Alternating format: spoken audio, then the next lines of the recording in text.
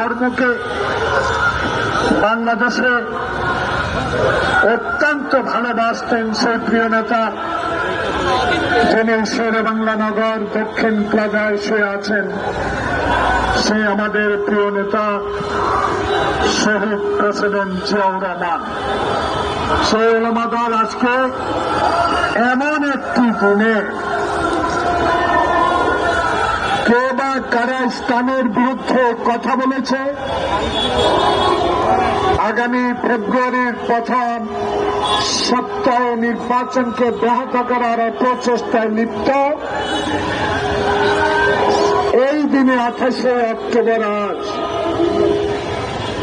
যেদিন ওই শেখ হাসিনা ওয়াজেদ বাংলাদেশে গণতন্ত্রের নামে 16টি বছর ফ্যাসিস্ট কায়দা দেশ পরিচালনা করেছেন, সেদিন 28শে অক্টোবর 2023 সাল বাংলাদেশ জাতীয়তাবাদী দল সহ সমমনা রাজনৈতিক দলগুলো দিনের অধিকারের জন্য, গণতন্ত্র আদায়ের জন্য, বাংলাদেশের নির্বাচনকে সুষ্ঠু করার জন্য, বাংলাদেশের মানুষের স্বাধিকার আন্দোলনকে জোরদার করার জন্য 28শে অক্টোবর যে কর্মসূচি দিয়েছিল, সেই তাণ্ডবের কথা আজকে আমার মনে পড়ে। প্রিয় ভাইয়েরা, আজকে 28শে অক্টোবর তাই তীব্রভাবে ঘৃণা করি এই আলেম ওলামা মাশায়েখদের পক্ষ থেকে, যারা আল্লাহর দরবারে প্রতিটা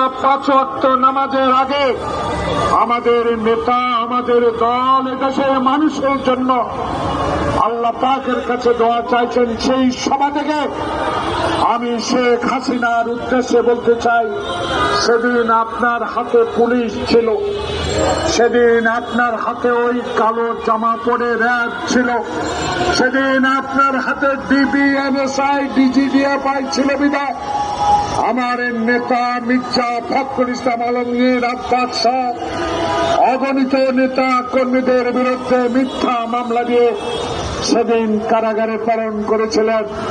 আজকে তাই এই দিনে স্মরণ করি, যারা ওই জেলা, প্রান্তর, গ্রাম, উপজেলা, পৌরসভা থেকে বাংলাদেশের সকল বাধা অতিক্রম করে এই ঢাকা মহানগরে সেদিন গণতন্ত্রকে সমুন্নত রাখার জন্য হাজির হয়েছিলেন। সেদিন পথে পথে, ঘাটে, নদীতে, খালে, বাসে, ট্রাকে যেভাবে আপনার পেটুয়া বাহিনী অত্যাচার অবিচার করে অনেক লোককে জখম করেছে, আজকে আল্লাহ পাকের কাছে ওলামা দলের দক্ষিণ অঞ্চলের সভা থেকে আল্লাহ পাকের কাছে জোহরের নামাজের আগে দোয়া চাই, আল্লাহ এই শেখ হাসিনা ওয়াজেদ বাংলাদেশে মানুষ, বাংলাদেশের কোন রাজনৈতিক দলকে তোয়াক্কা করে নাই, সেই দল যা ইচ্ছা তাই করেছে। বধির ভাইরা, আমার বাংলাদেশের ভাইরা, সেদিন প্রতিবাদ করতে পারি নাই। সেদিন আমার সামনে কষ্ট করে রোদে ভিজে, রোদে পুড়ে, বৃষ্টিতে ভিজে যারা সংবাদ সংগ্রহ করে, তাদের লেখনীর অধিকার বঞ্চিত করেছে শেখ হাসিনা। দেখেন আল্লাহর কি রহমত, আজকে জাতির বিবেকের প্রস্তাবের সামনে আমরা ওলামা মাশায়েখ যারা ওলামা দল করেন তাদেরকে নিয়ে আজকে আমরা মিটিং করি। আমাদের কথাগুলো এই সাংবাদিকেরা লিখবে, জনগণের কথাগুলো লিখবে। বাংলাদেশে যারা আগামী ফেব্রুয়ারির প্রথমার্ধে নির্বাচনকে বানচাল করার হীন চেষ্টা চালিয়ে যাচ্ছে, তাদের কথাগুলো লিখবেন। যদি হাসিনা থাকতো কথাগুলো লিখতে পারত। তাই হাসিনা ওয়াজেদ এই দিনে মনে করি তুমি নাই, তোমার বিচার হচ্ছে ট্রাইব্যুনালে। ট্রাইব্যুনালের প্রসিকিউটর আপনি অনেক সময় বলেন, অনেক কথা আপনার আমরা জানি, শুনি, বলেছেন হাসিনার বিচার এই দেশে হবে ইনশাআল্লাহ। বিচার রায়ের অপেক্ষায় আছি। তাই আজকে অহংকার আল্লাহর চোখে শোভা পায়।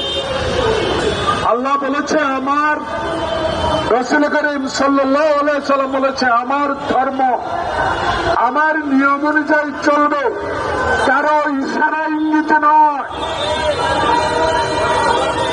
বেহেশতের মালিক আল্লাহ, দুজকে পাঠাবে আল্লাহ যদি আমি অন্যায় করি।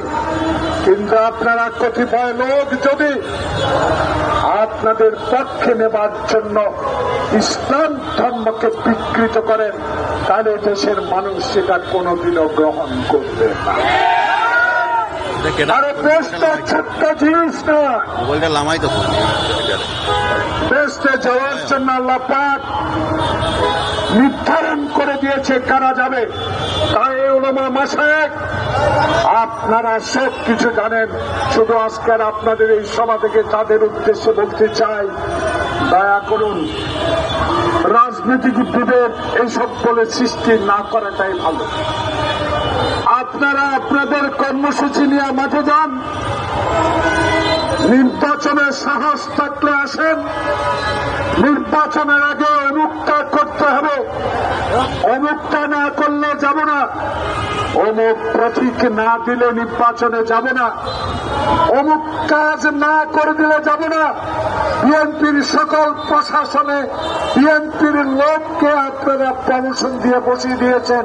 এই কথা বলে বাংলাদেশ জাতীয়তাবাদী দলকে ছোট করা যাবে না, কারণ এই দল শহীদ জিয়া দল, এই দল তারেক রহমানের দল, এই দল 5টি বছর যে মহিলা 10 বছর স্বাধীনতা বিরোধী আন্দোলন করে বাংলাদেশের প্রথম মহিলা প্রধানমন্ত্রী হয়েছে, সেই বেগম জিয়ার দল।